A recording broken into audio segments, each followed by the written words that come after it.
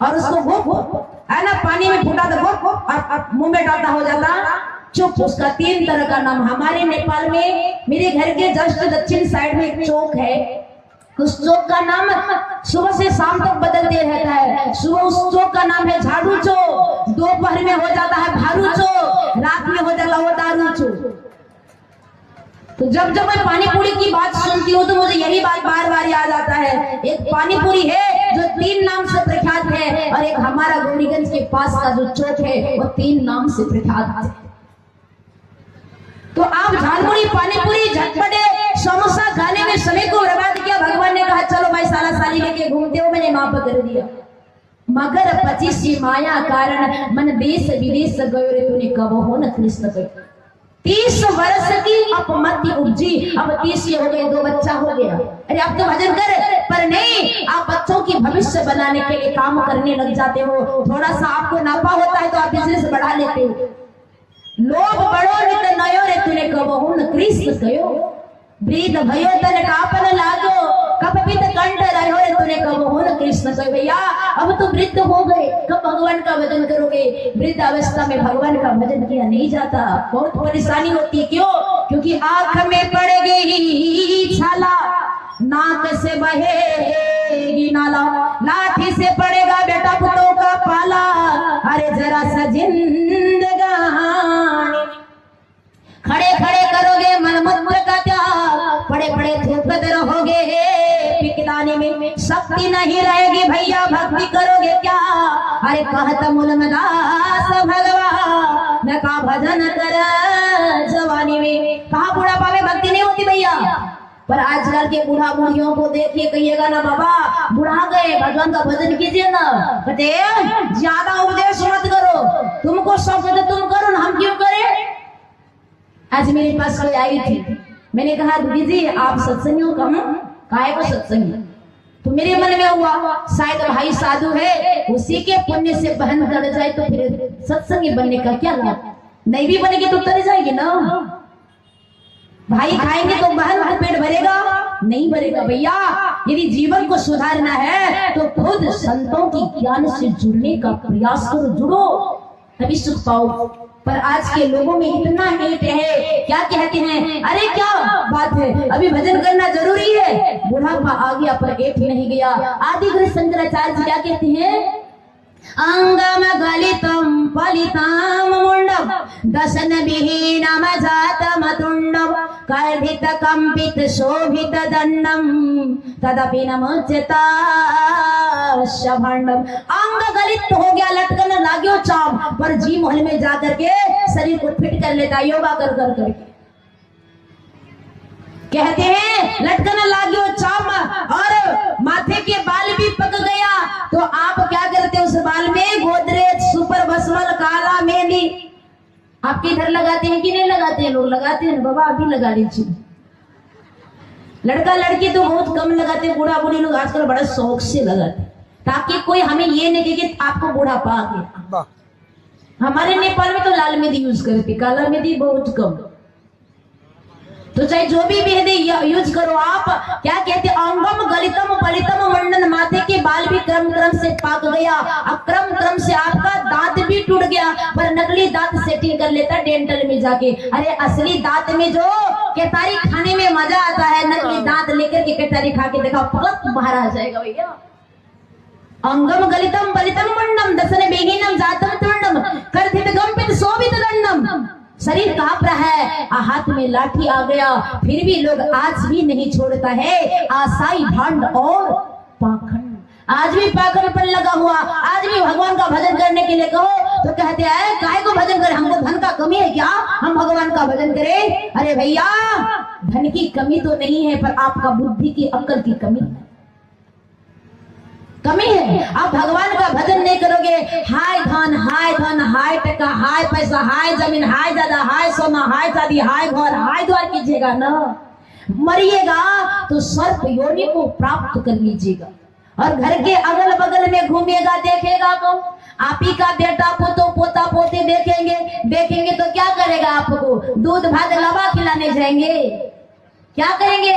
डंडा देगा, बांस लेके दौड़ेगा ना, बांस लेके दौड़ेगा। जब बांस लेके दौड़ेगा तो वो सांप क्या कहेगा, नहीं मारो रे बेटा, मैं तोरा दादा छियो बाबू, नहीं मार बेटा, हम तो दादी छियो रे बेटा रे, नहीं मार रे बेटा, तोरा हम माई छियो बाबू, हम तोरा बाप छियो रे बेटा, नहीं मार नहीं मार। अब समझेगा हमरा माई छके कि हमरा बाप छके, हमरा दादा छके कि हमरा दादी छके, नहीं समझेगा। क्या करेगा, अरे तेहिले बासा दिया खो पड़े में शीशे था डेरो कन तरवारा के सब पाता झड़ जई। हाँ, जिस दिन पवनों पे पंछी उड़ जाएगी उस दिन सारे रिश्ते नाते कुटुंब उसी क्षण मुख मोड़ लेता। कहता काढ़ो भूत हो ही घर खैया, ये तो भूत हो गया, जल्दी इसको शमशान घाट में ले जाओ, कि तो गाड़ देना, कि तो बहा देना, कि तो नदी में ले जा करके घाट में जला देना। तीन नाम विष्टात्र में हुई, नातर खाक उड़ैया, जादिन मन पंछी उड़े जैया, तादिन तेरो तन तरुवर के सब पात झड़ जैया। माथा में बांस ठोकेगा, जीवन लीला समाप्त कर देगा। भैया सोच लीजिए। और जो व्यक्ति कहते हैं ना कि हम भजन नहीं करेंगे, धन करेंगे तो सर्प जोनी को प्राप्त करना पड़ेगा। आपको पसंद है सर्प जोनी? पसंद नहीं है। सांप देख के डर लगता है? किसको किसको सांप देख के डर लगता है? हाथ उठाइए तो हम मंत्र बताएंगे सांप भगाने वाला। हाथ उठाएगा तो नहीं लगता डर, तो काहे बताए हम? घर में घूमने दीजिए। वैसे हमको लगता है झारखंड में तो सांप नहीं है, होगा सांप? नहीं होगा सांप, है ना। यदि सांप से डर लगता है, सांप से आपको बचना है, सांप को अपने घर से दूर भगाना है, तो उसको डंडा लेके नहीं दौड़िएगा। श्रीमद् भागवत महापुराण सप्तम सोपान, हाँ अंतिम में जो अंतिम सप्ताह 7वां दिन की कथा में आती है, जब राजा परीक्षित का अंत हो गया, तक्षक ने काटा और उनके शरीर भस्मभूत हो गए। आकाश मार्ग से देवताओं ने फूल की वर्षा की, तो जन्मेजय को बड़ा क्रोध आ गया कि मेरे बाप को तक्षक ने काटा, सर्प यज्ञ प्रारंभ कर दिया। जैसे सर्प यज्ञ प्रारंभ किया, ऋषि महात्मा मंत्र पढ़ने लगे और सारे दुनिया का सांप उसी कहा अग्नि कुंड में गिरते गए, स्वाहा होते गए। जन्मेजय कहते हैं मुनिवरों, जिसने मेरे बाप को काटा वो कहाँ गिर रहा है? सभी मुनियों ने कहा, ऋषियों ने कहा, अरे वे तो इंद्र के सिंहासन में छिपा हुआ। बोले इंद्र सहित गिराओ। मंत्र में वो शक्ति है, मंत्र अधीरा देवता शक्ति इतना ज्यादा, जब अढ़िया मंत्र किसी को ठोकता है तो धड़ाम उसको मार देता है। नहीं कहते डायन जुगन वाला विद्या, वो अढ़ैया है तो मार देता। ये गुरु का जो मंत्र है 2 अक्षर का प्यारा, नाम उससे भी छोटा है। हाथी बड़ा होता है, अंकुश छोटा होता है, पर बड़े हाथी को अपने बस में कर लेता। तो मंत्र अधीन देवता, मंत्र के अधीन देवता होते हैं। और जैसे बोला कि इंद्र सहित गिराओ, ऋषियों ने जैसे मंत्र चालू किया, इंद्र का सिंहासन सहित दबलाने लगे तक्षक को। गुरु बृहस्पति प्रकट हो गए, बोले बेटा अनर्थ मत करो, तुम्हारे पिता ने अपने कर्मों की फल को भुगत के चले गए, तुम उस पाप को अपने माथे में क्यों ले रहे हो? बोले मुझे नफरत है सर्प जातियों से, मैं सर्प जाति को देखना नहीं चाहता, उसका विनाश करना चाहता। बोले बेटा ऐसा मत करो, प्रकृति की शोभा को तो बिगाड़ो मत। तुम्हें देखना पसंद नहीं आता है, तुम नहीं चाहते तुम्हारे इर्द गिर्द सर्प घूमे, तो मैं तुझे मंत्र बताता हूँ। और गुरु बृहस्पति जी ने जन्मेजय को, किनके बेटा थे? राजा परीक्षित। राजा परीक्षित कौन थे? अभिमन्यु के पुत्र थे। अभिमन्यु कौन थे? अर्जुन के पुत्र थे। और अर्जुन कौन थे? बोले पांडु के पुत्र थे। राजा परीक्षित के पुत्र जन्मेजय को कहा कि बेटा जन्मेजय ऐसा कार्य मत करो, मैं तुझे मंत्र बताता हूँ। सांप भगाने वाला मंत्र गुरु बृहस्पति जी ने किनको? जन्मेजय को बताया। बोले बस तुम एक बार नहीं 21 बार आस्तिक मुनि, आस्तिक मुनि, आस्तिक मुनि, ध्यान पूर्वक सुनेगा, सांप भगाने का, अपने आप सांप भाग जाएगा, बहुत खुश हो दो। आस्तिक मुनि, आस्तिक मुनि, आस्तिक मुनि करना, सर्प जाति तुमसे कोसों दूर चले जाएंगे। चाहते हैं कि मरने के बाद सांप बने? नहीं चाहते हैं ना, तो धन धन नहीं कीजिएगा, क्योंकि है ना, हाथों को मैला सोना को थैला, के गरनु धनले सागर न शिष्णु खाए को वेसा आनंद मनले। ये धन क्या है? ये लक्ष्मी चंचला एक जगह ठहरती कहाँ है? जब भी ये लक्ष्मी ठहरती है संतों के चरणों में जाके ठहरती है। धन के पीछे दौड़ने वाले रोते रहते हैं, जो संतों के पीछे दौड़ते हैं उनके पीछे लक्ष्मी दौड़ती है, क्योंकि लक्ष्मी है संतन की चेरी। इसीलिए धन धन हम ना करें, भगवान का यदि हम भजन करते हैं, भगवान का हम सुमिरन करते हैं, तो हमें सर्प जोनि को प्राप्त नहीं करना होगा। और जो व्यक्ति भगवान का भजन नहीं करता, सुबह से शाम हाय बेटा हाय बेटी, हमारे बेटा इंजीनियर, हमारे बेटा पायलट, हमारे बेटा डॉक्टर, हमारे बेटी नर्स, बस अरे प्रशंसा करो। कभी कभी रात दिन बेटा बेटी का ही प्रशंसा करते हो, भगवान का भजन नहीं करोगे, भगवान का भजन नहीं करोगे तो सोच लो भैया, मरोगे तो सुगर जोनि को प्राप्त करो।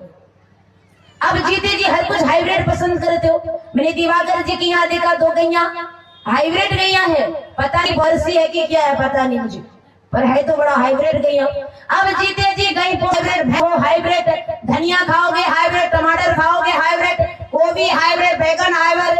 और इतना ही नहीं, आप जो दुकान में जाते हो दुकानी से कहते हो भैया मुझे कोई भी सामान दिखाना चाहते हो तो बिल्कुल ब्रांडेड वाला दिखाओ।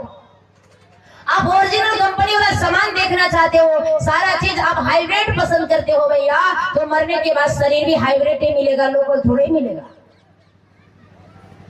भगवान का भजन तो किया ने, हाय बेटा हाय बेटी किए हैं, आप मरेंगे शुगर जोनि में आप जाके प्राप्त करेंगे। यदि आप लोकल शुगर में जन्म ले लिए तो एक बार में आप 6 बच्चा पैदा कीजिएगा। यदि आप हाइब्रिड शुगर में जन्म ले लिए तो एक बार में आप 18 बच्चा पैदा कीजिएगा। आप पूरा केंदुआ से लेके पत्थर का माटा कोट कोट कोट कोट कोट कोट साफ करते रहेगा। चाहते हैं? नहीं चाहते हैं ना। शुगर प्रदान किया है, यदि इस उपहार का सही मूल्यांकन हम नहीं कर पाते हैं तो परमात्मा ये सुंदर सा चोला हम आपसे छीन लेंगे। ये मनुष्य शरीर कोई साधारण शरीर नहीं है, देव दुर्लभ शरीर है। इस शरीर को मंदिर कहा गया, human life is a temple. मनुष्य शरीर एक पवित्र मंदिर है, और इस पवित्र मंदिर को हे संसार के लोगों अपवित्र क्यों करते? तो भगवान का भजन करेंगे तो आपके बच्चे भी संस्कारी हो जाएंगे, ज्ञानी हो जाएंगे। तो हम आप भगवान का भजन नहीं करना चाहते हैं, हम ऐसे ही समय को बर्बाद करने में लगे रहते हैं। अंत में हम जब खटिया पकड़ लेते हैं तो उस परमात्मा को हम दोष देते हैं, भगवान तूने ऐसा क्यों किया। जोड़ तरई भव सागर न सवाल करता है वो अकाल मृत्यु को प्राप्त करता और प्रेत जोनि में जाकर भटकता फिरता है। इसीलिए हमारे संत महापुरुष हमें दुख से बचाने के लिए हमारे नगर में आके हमें चेताते हैं। कहते चेतो मनुष्य तन पाई के गुरु के भजन करू हे सखी हे, फिर ना मिल तो ऐसन देह से तन धन छुट्टी जेतो हे। 5 ही तत्व के पिंजरा से अधिक सुहावन लागे हे सखी हे, लख सिख भरल विकार से हंसा बिना कोई न राखे। इस शरीर को किसने रखा? लोग कहते मेरी माँ ने, कोई कहते मेरे पिताजी ने, कोई कहते पति ने, कोई कहता पत्नी ने, कोई कहते मेरे बच्चों ने मुझे रखा। अरे भैया, ना आपके बच्चों ने आपको रखा, ना आपके पति ने आपको रखा, ना आपकी पत्नी ने आपको रखा, ना आपके पिता ने आपको रखा, ना आपके माता ने आपको रखा। आपको किसी ने रखा है तो आपके अंदर की जीवात्मा ने आपको रखा। ये जीवात्मा निकल जाएगी, आपके चाहने वाले भी आपसे घृणा करेंगे, कहेंगे काढ़ो भूत हो ही घर का, ये तो भूत हो गया। ज्यादा देर मुर्दा को घर में रखना उचित नहीं है, अशुभ होता है। जितना जल्दी वो शमशान घाट की ओर ले जाओ जल्दी खत्म करो, यहाँ से हटाओ। विचार कर सकते हैं ये सुंदर सा मानव का जीवन हमारे यूं ही चला जाता है।